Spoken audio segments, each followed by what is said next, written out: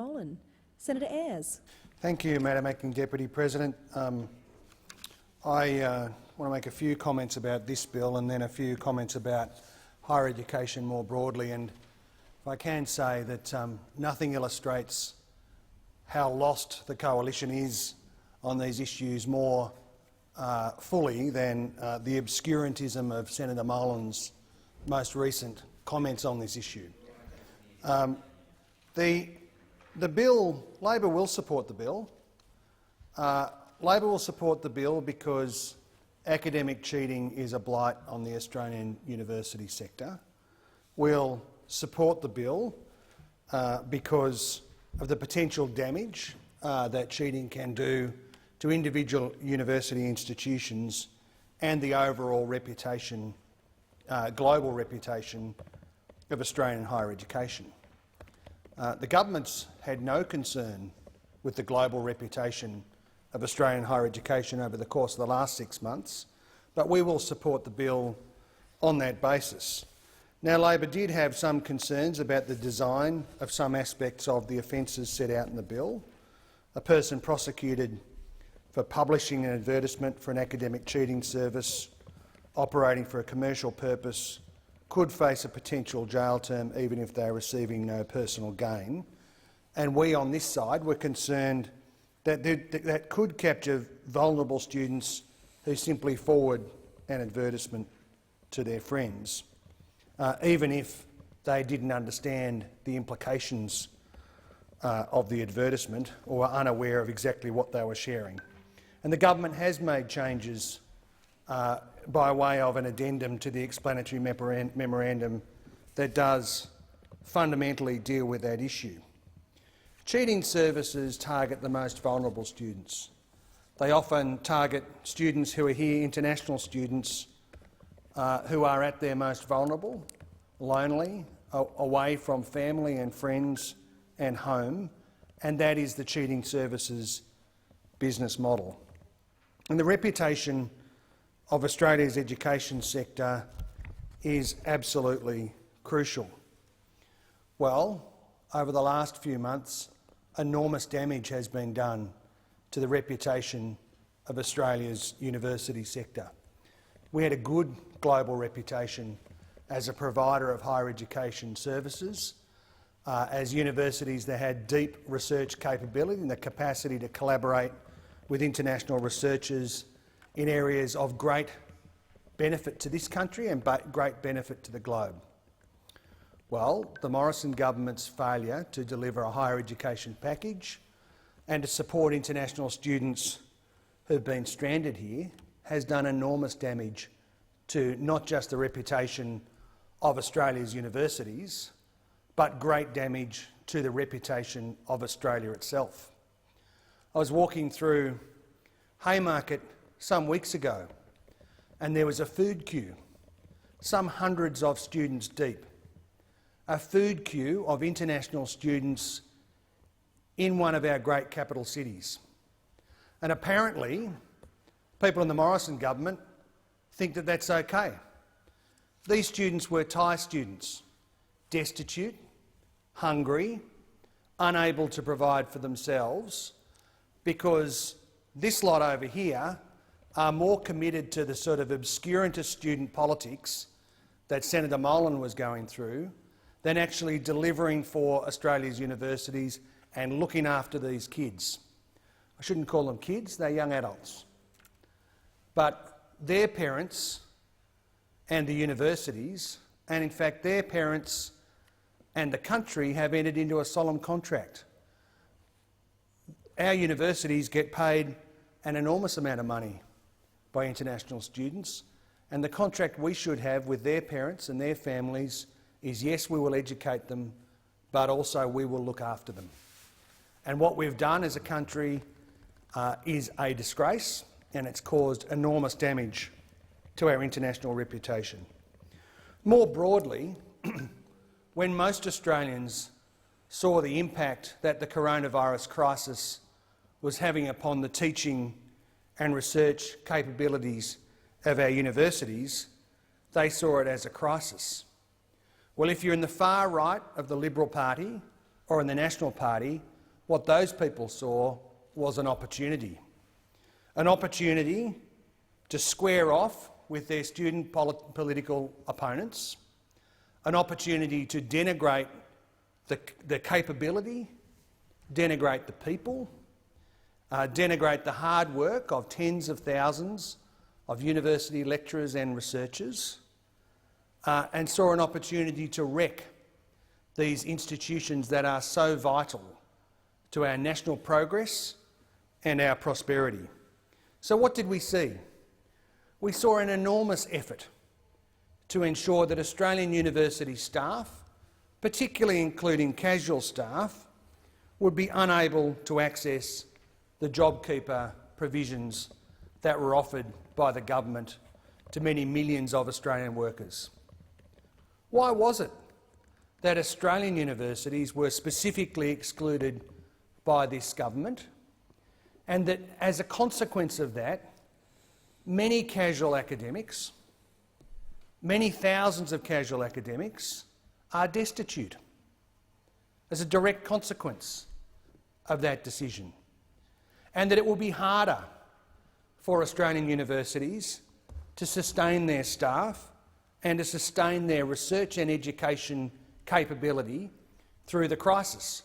Just when we need them most, just when we need our universities the most, the Morrison government is in there trashing the Australian university system.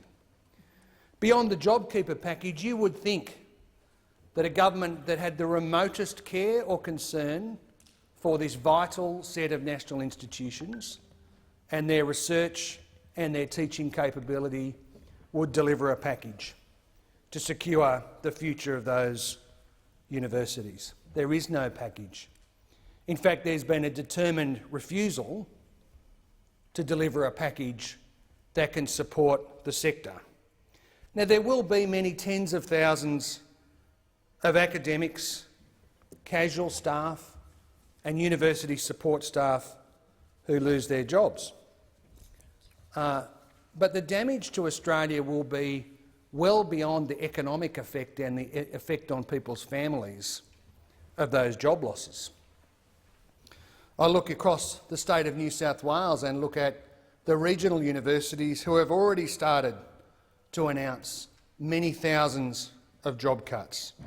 Southern Cross University in the North Coast electorate of Page, the University of New England in Mr Joyce's seat, and Charles Sturt University, largely located in the seat of Calare, the seat currently occupied by Mr G.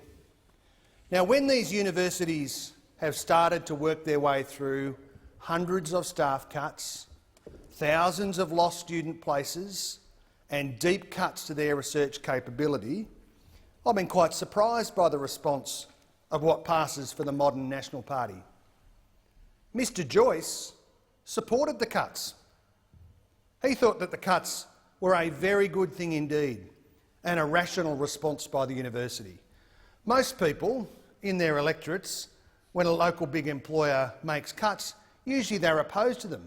Mr Joyce at the University of New England in Armidale, where he had a short career, he tells everybody anyway, as a bouncer at the Wickham Hotel, he supports cuts to that university. In Charles Sturt University, Mr G, who apparently has some ministerial responsibility in education, he's against them. His own government's delivering the cuts, he's against them. And at Southern Cross University, largely located in Lismore, some campuses spread across the North Coast, well, poor old Mr Hogan, the member for Page, nobody knows what he thinks. They rarely ever do. So there is a confused position. And the National Party, who should be standing up for regional universities.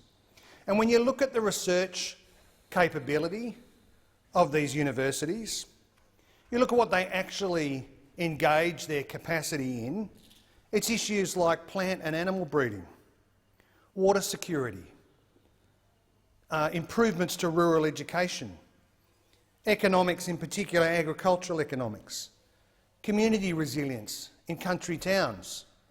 Well, Mr Joyce has got no regard for any of these things. Cut, cut, cut. That's all Mr Joyce understands, and it's all that the Coalition understands. They have truly lost their way in the way that they regard higher education institutions. There's a sort of unrestrained dopiness about the Coalition's approach to all of these issues.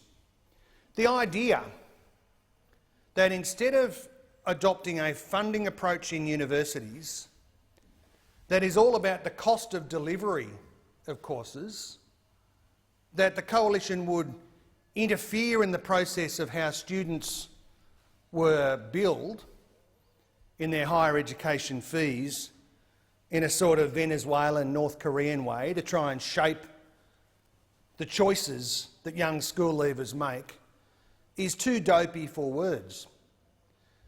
The idea that young people who want to study arts or social sciences at university, when confronted with an increase in their fees, will choose to be dentists or scientists is too silly for words. But it weaved its way through the Cabinet, it weaved its way through the Coalition party room. And what we're left now with is in universities that deliver science courses, they're suddenly having to work out how many staff they have to cut. Universities who deliver engineering courses are working out how many less courses in engineering they are going to deliver because your cuts on that side are going to make it harder for them to deliver the very courses that you say that you're interested in more Australian studying. It is too dopey for words. And as we've turned our televisions on over the last 6 months, and the television stations have turned to experts to explain to the community what's going on with the COVID-19 pandemic, to explain to the community how the search for a new vaccine works, to explain to the community the things that they need to do to keep themselves and their families safe and their communities safe. Who's been on the television?